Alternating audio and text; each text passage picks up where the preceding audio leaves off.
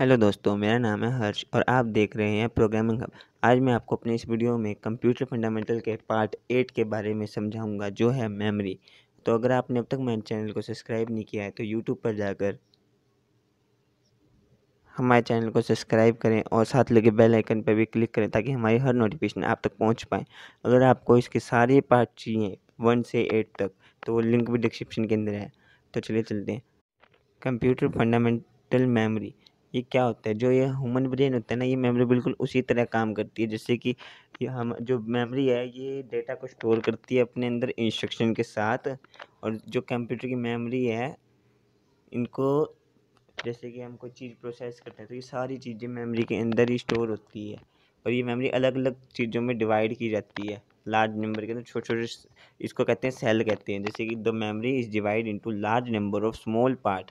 मतलब जो मेमोरी होती है ना वो बहुत बड़े हिस्सों में छोटे पार्ट्स के अंदर, बहुत ज़्यादा नंबर के अंदर छोटे पार्ट के अंदर डिवाइड की जाती है, जिसे सेल कहते हैं।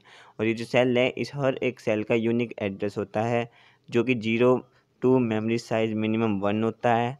और इसका एग्जांपल ये देते हैं, कंप्यूटर है 64,000 word, then this memory unit है 64 multiply 1024 is equal to 65,536 memory location होएगी। तो इसकी जो एड्रेस की लोकेशन होएगी वो 0 to ये जो हमारी मेमोरी की निकली है 65,535 के बीच में। और ये 3 प्रकार की होती है, जैसे कैच मेमोरी, प्राइमरी मेमोरी और सेकेंडरी मेमोरी। कैच मेमोरी, ये जो मेमोरी होती है वो हाई स्पीड की सेमीकंडक्टर मेमोरी होती है जो सीपीयू के अंदर यूज़ की होती है। और ये जो बफर बिटवीन, मतलब कि सीपीयू और मेन कंप्यूटर के बीच में काम करती है।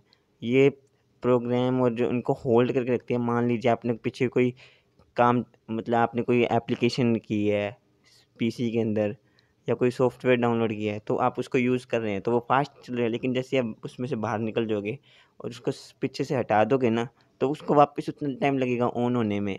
अगर वो वैसे ही रहेगा ना, कैच कैच मेमोरी डिलीट नहीं करते तो वो फुल स्पीड से ही चलेगा। लेकिन अगर आप कैच मेमोरी डिलीट कर दोगे बार बार तो वो बहुत टाइम लेगा चलने में। इसकी एडवांटेज क्या होती है? Cache memory faster than main memory. और ये जो है लेस एक्सेस टाइम, ये कम समय के अंदर चलता है। और ये स्टोर बहुत छोटे पीरियड में स्टोर कर लेता है। और ये टेम्प्रेरी यूज़ होता है, एक बार में ही ये स्टोर कर पाता है। इसकी डिसएडवांटेज है कि ये सिर्फ लिमिटेड कैपेसिटी ही कर सकता है और ये एक्सपेंसिव होती है। ये देखिए, ये कैच मेमोरी। अब हम आते हैं प्राइमरी मेमोरी, जो हमारी मेन मेमोरी होती है। ये सिर्फ उन्हीं डाटा को करता है जो कंप्यूटर के ऊपर चल रहा है काम। जैसे कि लिमिटेड कैपेसिटी होती है इसकी भी, जैसे कोई प्राइमरी मेमोरी होती है, कोई 8 GB, 128 GB। और लो, ये जो डाटा है पावर स्विच ऑफ होते हैं ना, लॉस्ट हो जाता है। जैसे कि स्विच, और जो सेमीकंडक्टर से बना होता है ये फास्ट मेमोरी नहीं होती। और ये भी इंस्ट्रक्शन मेन मेमोरी की इसके 2 हिस्सों में होती है। It has divided into 2 separate, RAM और रोम। और इसके मेन मेमोरी के करैक्टर्स क्या चाहिए? सेमीकंडक्टर मेमोरीज होती है। ये मेन मेमोरी के नाम से भी जानी जाती है। यूजली वोलेटाइल मेमोरी होती है। अगर मान लो कोई कंप्यूटर बंद कर देता है तो ये लॉस्ट हो जाती है डाटा। और ये वर्किंग मेमोरी होती है कंप्यूटर की, और ये सेकेंडरी मेमोरी से ज़्यादा तेज चलती है। और जो कंप्यूटर है वो प्राइमरी मेमोरीज के बिना नहीं चल सकता। सेकेंडरी मेमोरी, हम इसके अंदर रैम और रोम का डिफरेंस भी करेंगे। This type of memory is also known as extended memory. मतलब ये नॉन वोलेटाइल मेमोरी होती है, ये स्लो होती है मेन मेमोरी के ऊपर, मतलब मेन मेमोरी से कम होती है। ये परमानेंटली स्टोर करती है मेमोरीज को, और इसके अंदर इनपुट और आउटपुट राउट्स चलते रहते हैं। और जो सेकेंडरी मेमोरी होती है, first transfer to the main memory, मतलब जो भी अपनी मेमोरी होएगी ना, डाटा होएगा, वो पहले तो मेन मेमोरी में ही जाएगा, उसके बाद वो सेकेंडरी मेमोरी में आएगा। जैसे कि हमारे एग्जांपल है सीडी रोम डीवीडी एक्स्ट्रा। इसके करैक्टर स्केच ये हैं कि ये मैग्नेटिक होती है और ऑप्टिकल मेमोरी से बनाया जाता है। इस ये बैकअप मेमोरी होती है, मतलब हम जो इसके अंदर स्टोर कर देंगे उसको हम बाद में भी यूज़ कर सकते हैं। ये नॉन वोलेटाइल मेमोरी होती है और ये परमानेंटली ही स्टोर होता है। अगर कंप्यूटर बंद भी हो जाए तो भी ये चीज़ डिलीट नहीं होगी आपका। और ये स्टोरेज, और ये जो है डाटा को स्टोर करने करता है कंप्यूटर के अंदर। कंप्यूटर में run without the secondary memory, computer बिना सेकेंडरी मेमोरी के भी चल सकता है। और ये स्लोअर होता है प्राइमरी मेमोरी के। अब रैम की रैम की फुल फॉर्म होती है random access memory. Random access memory is the internal memory of the CPU storing programming and program result. ये इंटरनल मेमोरी होती है जो सीपीयू का डाटा, प्रोग्राम को और रिजल्ट को स्टोर करके रखता है।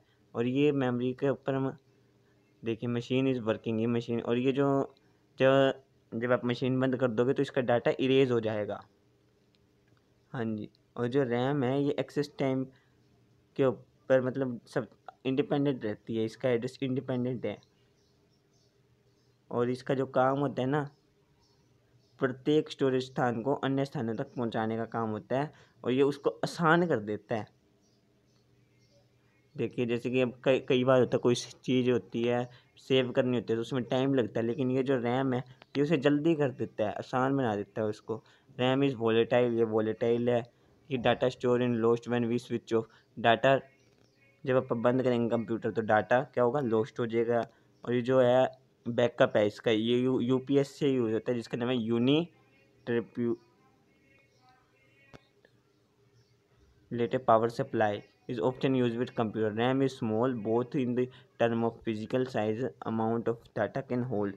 ये दोनों तरह का डाटा सेव कर सकता है। ये दो तरह प्रकार के हैं, स्टैटिक और डायनेमिक। स्टैटिक मेमोरी, ये देखिए इसके करेक्टर स्केच भी है। ये लॉन्ग लाइफ का होता है, इसको रिफ्रेश करने की जरूरत नहीं होती, फास्ट होता है, कैच मेमोरी यूज़ करती है, लार्ज साइज होता है, एक्सपेंसिव होता है, हाई पावर कंज्यूम करता है। और डायनेमिक, ये शॉर्ट डाटा की लाइफ टाइम होती है, और ये इसको slower than SRAM, use as RAM, smaller in size, less expensive, less power consumption. और इसके बाद आता है रोम। रोम होता है रीड ओनली मेमोरी। ये हम इसको एडिट नहीं कर सकते, ये हमें कंप्यूटर के फीचर के साथ ही आता है, हम इसमें कोई छेड़छाड़ नहीं कर सकते, जो ये है वैसा ही रहता है। देखिए अभी कितने प्रकार के होते हैं। ये जो होता है ये नॉन वोलेटाइल होता है,